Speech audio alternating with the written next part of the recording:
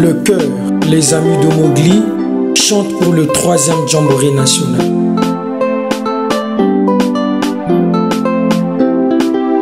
Éléphant, bonne chance. Rapati, seul.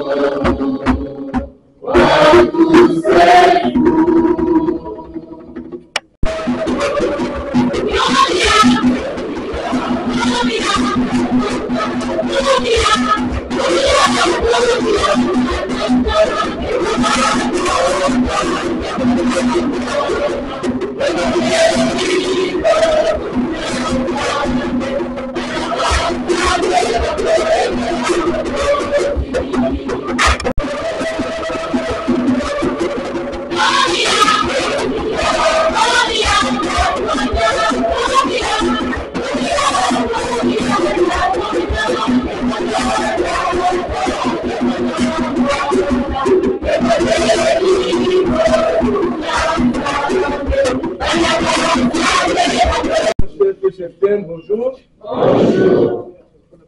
Je serai un peu plus concentré parce que nous allons vivre le moment de la messe qui est un temps fort pour nous les chrétiens. Nous sommes rassemblés au nom du Père et du Fils et du Saint-Esprit. Amen. Le Seigneur soit avec vous.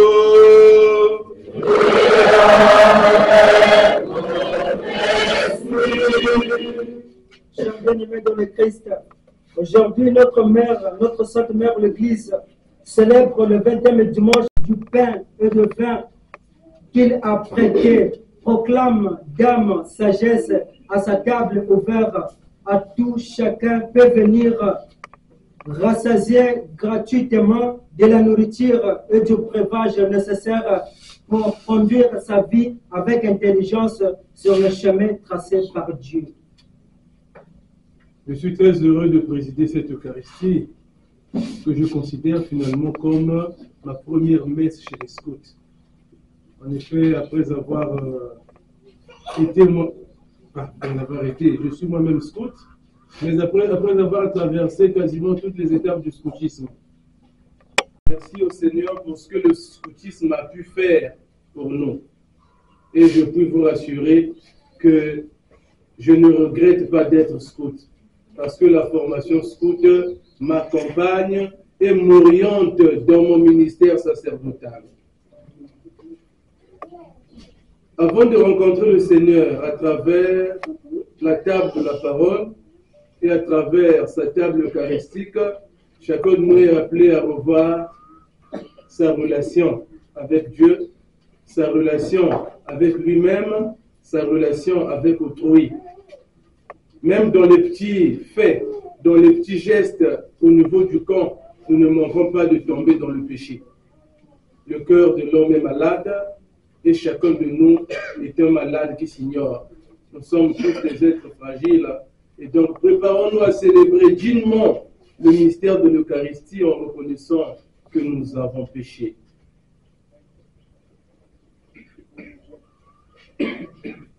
Je confesse à Dieu Tout-Puissant. Je reconnais devant mes frères et sœurs que j'ai péché en pensée, en parole, par action et par omission. Oui, j'ai vraiment péché. C'est pourquoi je supplie la Vierge Marie, les anges et tous les saints, et vous aussi, les frères et sœurs, de prier pour moi, le Seigneur notre Dieu. Que Dieu Tout-Puissant nous fasse miséricorde, qu'il nous pardonne nos péchés et nous conduise tous à la vie éternelle.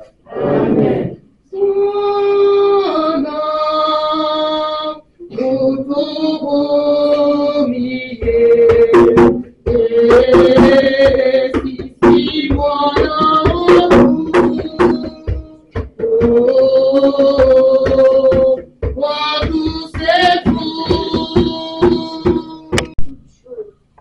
Rendez grâce à Dieu le Père, au nom de notre Seigneur Jésus-Christ. Parole du Seigneur. Nous rendons grâce à Dieu.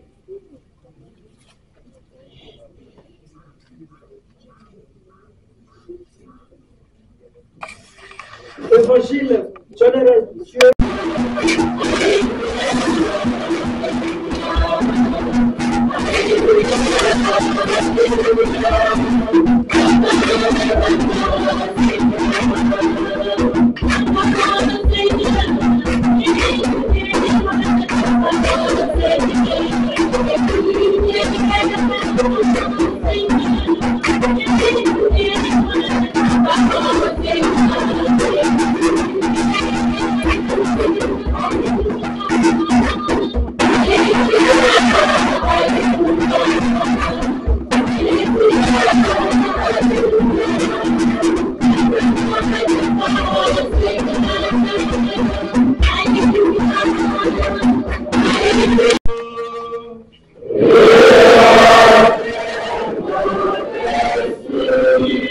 Évangile de Jésus-Christ selon Saint Jean.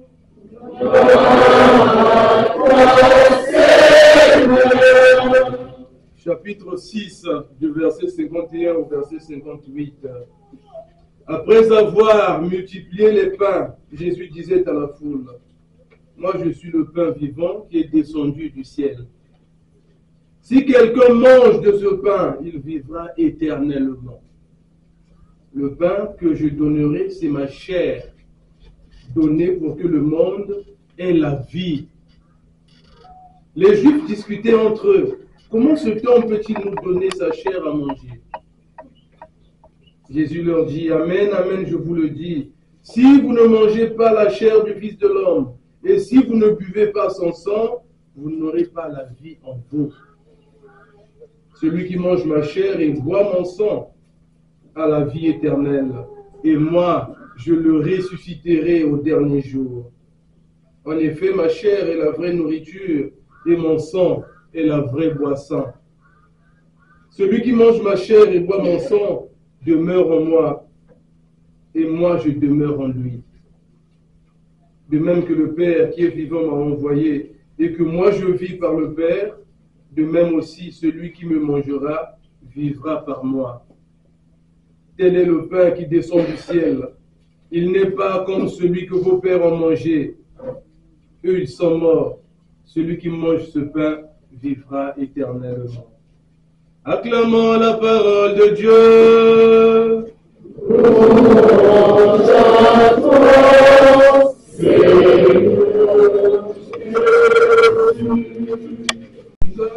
Scouts, où sont passées de nombreuses générations. Scouts et guides, ce lieu est devenu alors une école de la vie. Ma joie est d'autant plus immense parce qu'il s'agit ici de la tenue de notre jamboree national. De pareils moments n'arrivent pas toujours. Et quand ils arrivent, il faut les saisir comme un moment d'espérance et de joie. De la première lecture, qui a retenu quelque chose? Alors, nous allons faire une petite catéchèse. De la première lecture, qui a retenu quelque chose? Si on n'a rien retenu, alors notre lectrice passera pour qu'on relise la première lecture. De la première lecture, qui a retenu quelque chose? On commence par les Jeannettes. Les Jeannettes dorment toutes. Elles dorment? De la première lecture. C'est bon, c'est pas grave. De quel livre est tirée la première lecture d'aujourd'hui? Proverbes, le livre de Proverbes. Alors, le livre de Proverbes nous donne des leçons essentielles sur la sagesse. La sagesse de Dieu, la crainte de Dieu, le commencement de la sagesse. Mais de toute façon, pour un scout, pour un ouverture, pour une guide, une Jeannette, que sais-je encore, qui essaie de mettre en pratique ne vise que les lois. La première loi scout, je ne sais pas s'il a changé, le scout dit toujours la vérité. Mais rien qu'en commençant par cette première loi, le scout qui est appelé à dire la vérité, à ne pas mentir, est déjà partisan de la sagesse. La sagesse commence par ces petites choses. Commencer par dire la vérité à l'autre et faire un effort de tenir sa promesse. De sorte que ma parole devienne un engagement. Alors, un scout devrait être sensé, ne devrait pas être partisan de l'insensé. Le scoutisme, comme mouvement de vie, comme école de vie, forme les gens à la sagesse. Et la deuxième lecture d'aujourd'hui, chers chefs et cheftaines, nous plonge quasiment dans la même perspective de méditation. Écoutez ce que dit Saint Paul aux Éphésiens. Saint Paul a écrit combien de lettres dans le Nouveau Testament? La paix du Christ? Amen. Oh, ben oui, j'ai en face de moi des chrétiens baptisés, confirmés, mariés en plus, mais ordonnés. Saint Paul a écrit combien de lettres dans le Nouveau Testament? Qui peut me citer une seule lettre de Saint Paul?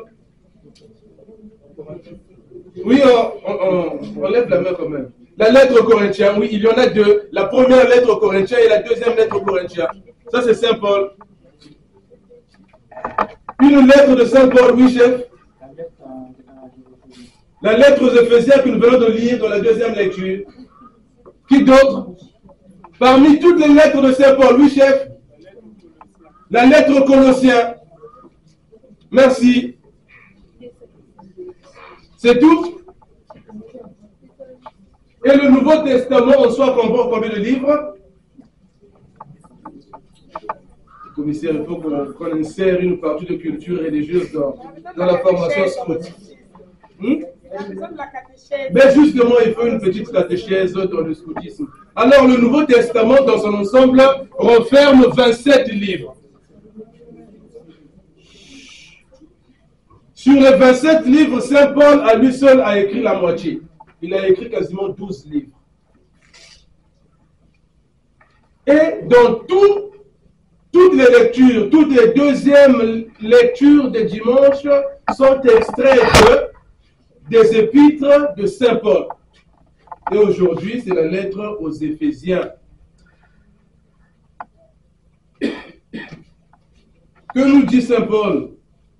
Frères, prenez garde à votre conduite. Prenez garde à votre conduite. Autrement, faites attention. Je ne sais pas si dans le scoutisme, il y a une loi qui traduit parallèlement ce que Saint Paul veut dire, mais le fait d'être prudent. Le scout est maître de sa foi et lui soumet toute sa vie. Peut-être que c'est cela. Un maître de sa foi, le scout comme maître de sa foi et lui soumet toute sa vie. Peut-être. Prenez garde à votre conduite. Est-ce que tu fais attention à ce que tu fais dans ta vie? Est-ce que tu prêtes attention à ton avenir? Ne vivez pas comme des fous, mais comme des sages. Et je l'ai dit tantôt, le scout devrait vivre comme un sage. C'est vrai qu'il y a la dimension de l'aventure.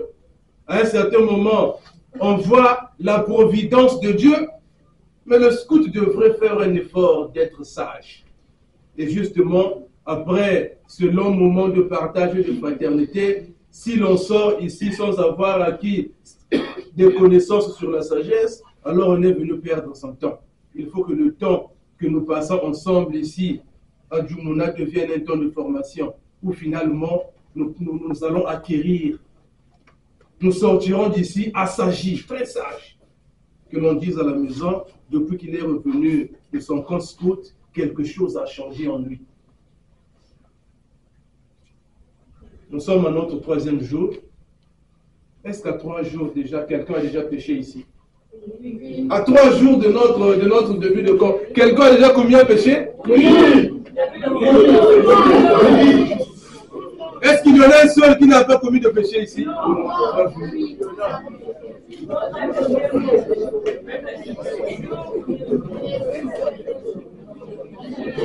Alors, voilà pourquoi Saint Paul insiste, ne soyez pas irréfléchis, mais comprenez bien quelle est la volonté du Seigneur. Ne soyons pas irréfléchis. Avant que je ne prononce un mot à l'autre, il faut que je réfléchisse. Avant que je ne dise quoi que ce soit à l'autre, il faut que je réfléchisse, de peur que ma parole blesse l'autre. Et le scout est simple de veiller à cela, il est prudent pour ne pas scandaliser, pour qu'il ne soit pas objet de scandale. Demandes-tu, depuis que tu es ici au camp, combien de chefs, combien de cheftaines as-tu déjà scandalisé par ta manière de parler, par ta manière de faire, par ta manière d'être? Et combien tu continueras à scandaliser jusqu'à la fin de ce camp? Ne soyons pas irréfléchis. Même si on n'a pas fait de longues études, mais le scoutisme nous forme à la vie. Le scoutisme est une vraie école de vie. Alors si on n'a pas compris cela, on perd son temps dans le scoutisme. Ne vous enivrez pas, car le vin porte à la débauche. Ça me fait encore penser à notre fameux chant. Chevalier de la table ronde, nous t'en voici le verre, chevalier. Chevalier de la table ronde, nous t'en voici le verre, nous t'en voici, nous t'en voici,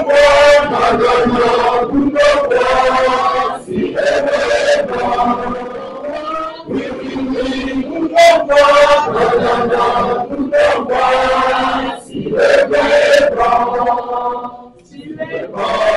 S'il est agréable, j'en boirai jusqu'à mon plaisir. S'il est agréable, j'en boirai jusqu'à mon plaisir. J'en boirai, oui, j'en boirai, non, j'en boirai jusqu'à mon plaisir. J'en boirai, oui, j'en boirai, non, j'en boirai jusqu'à mon plaisir. Alors, Saint Paul ne dit pas que ne buvez pas. Ce n'est pas ce que Saint Paul dit ici.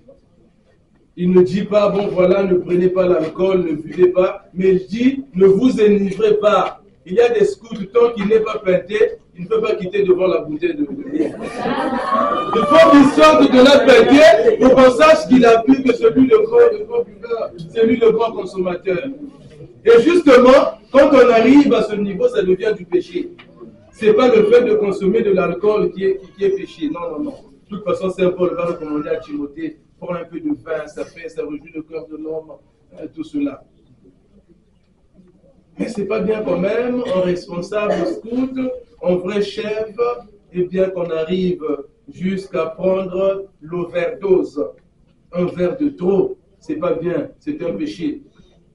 Et vous conviendrez avec moi que la plupart des jeunes, des gens, des hommes qui ont commis des bêtises, c'était après avoir pris un verre de trop. Saint Paul dit, ne vous enivrez pas, ne vous enivrez pas. Il y a toujours des chefs parmi nous qui cherchent ici dans Djumona où aller trouver un peu de Nzamba, tout ça. Mais comment tu fais pour avoir du Nzamba tout le temps? Tu peux passer une semaine sans prendre une bouteille de bière, tu peux passer une semaine sans prendre un peu de Nzamba, ça ne me dérange pas. Alors, laissez-vous plutôt remplir par l'Esprit Saint. Voilà l'invitation de Saint Paul. Laissez-vous remplir par l'Esprit Saint.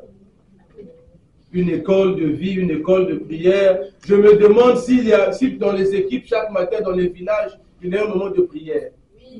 Merci, s'il y en a. Mais à côté de ces moments de prière communautaire, chacun de nous devrait prendre un moment de prière personnelle, où il confie sa journée au Seigneur, il confie son avenir au Seigneur, il confie l'ensemble de la vie au Seigneur.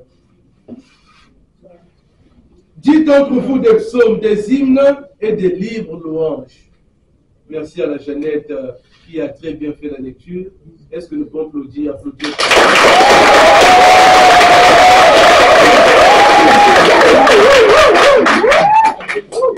Un cri de joie. Voilà.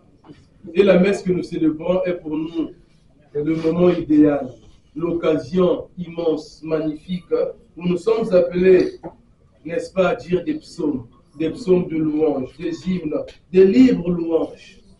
Et la messe est un moment d'action de grâce où chacun de nous, justement, devrait participer. À tout moment. Nous avons combien d'évangiles? Nous avons combien d'évangiles?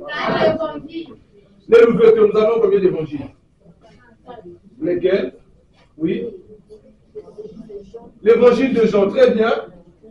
Qui donne les l'ouverture? Après l'évangile de Jean, et encore quel évangile, l'ouverture? Chez les Jeannette? Jeannette?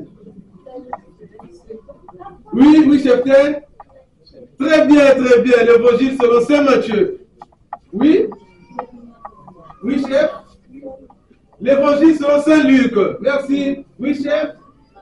L'évangile selon Saint Marc. À vrai dire, nous n'avons qu'un seul évangile. Un cri de joie. À vrai dire, nous n'avons qu'un seul évangile, c'est l'évangile de Jésus-Christ. Nous avons compris?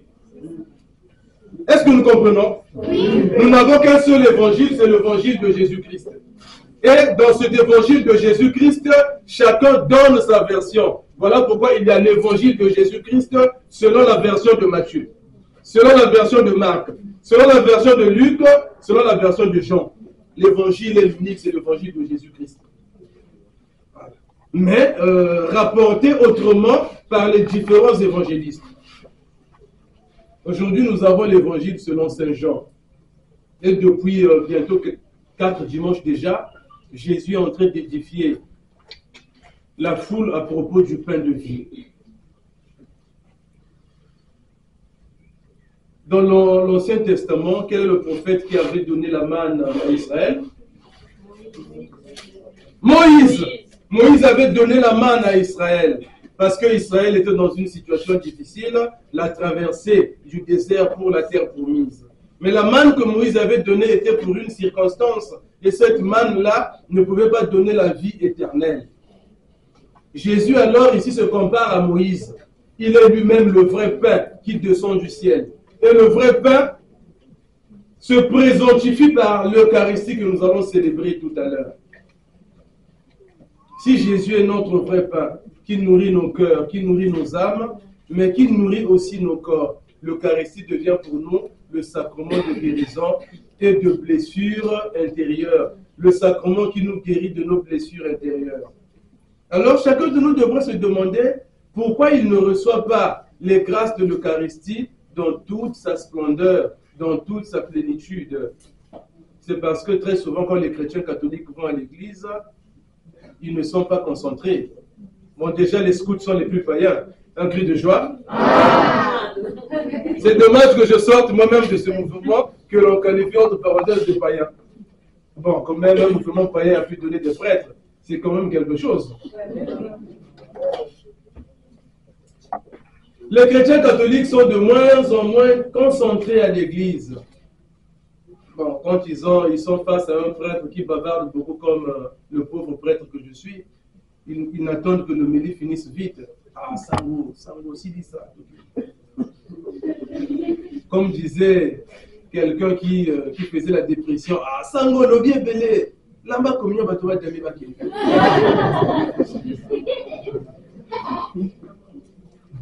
L'Eucharistie est un moment où chacun de nous doit offrir sa vie au Seigneur. Seigneur, par le pain qui descend du ciel que tu nous offres, je te confie ma vie. Alors, c'est ce que nous allons demander au Seigneur aujourd'hui. Que l'Eucharistie devienne pour nous la source à laquelle nous puisons chaque jour des énergies spirituelles liées à notre vie sur terre. Nous allons demander au Seigneur pour qu'avec notre participation à ce jamboree, notre vie soit inspirée de l'Eucharistie.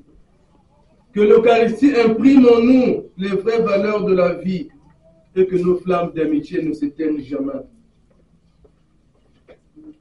Je me souviens bien, ma dernière visite ici date du camp de 2012. Je me préparais à aller au séminaire, je crois, et à l'époque j'étais au collège de Kinkala. Nous sommes tissés des amitiés avec des chefs et cheftaines, mais qui sont devenus des vraies familles.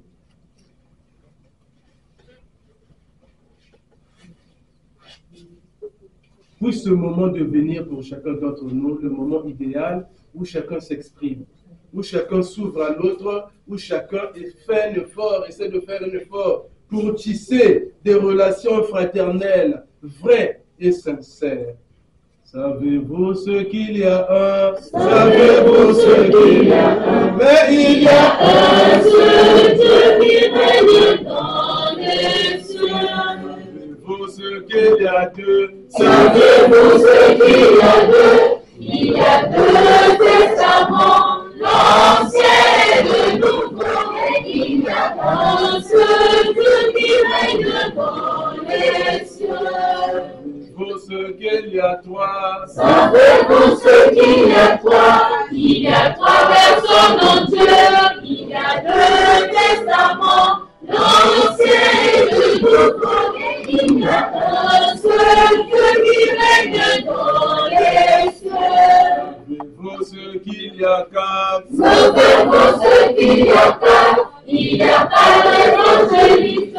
Il y a trois personnes en Dieu. Il y a deux.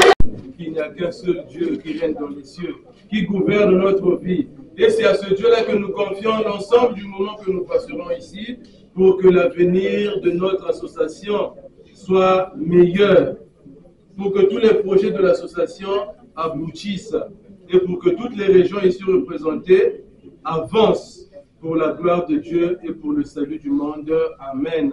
Amen. Demain il fera beau sur la côte. Demain il fera beau sur les chemins. Demain tous les oiseaux chanteront sur la route de mer.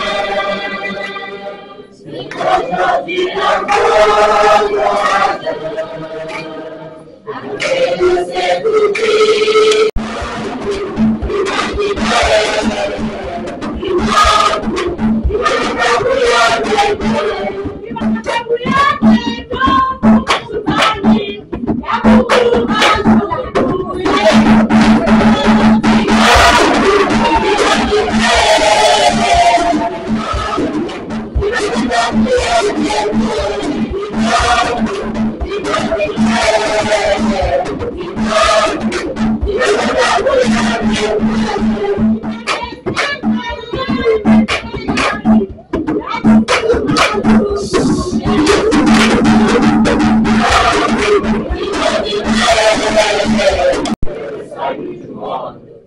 Accepte, Seigneur notre Dieu, ce que nous présentons pour cette Eucharistie, pour s'accomplir un admirable échange en offrant ce que tu nous as donné.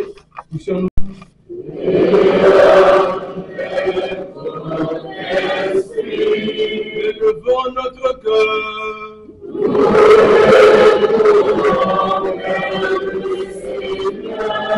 Rendons grâce au Seigneur notre Dieu.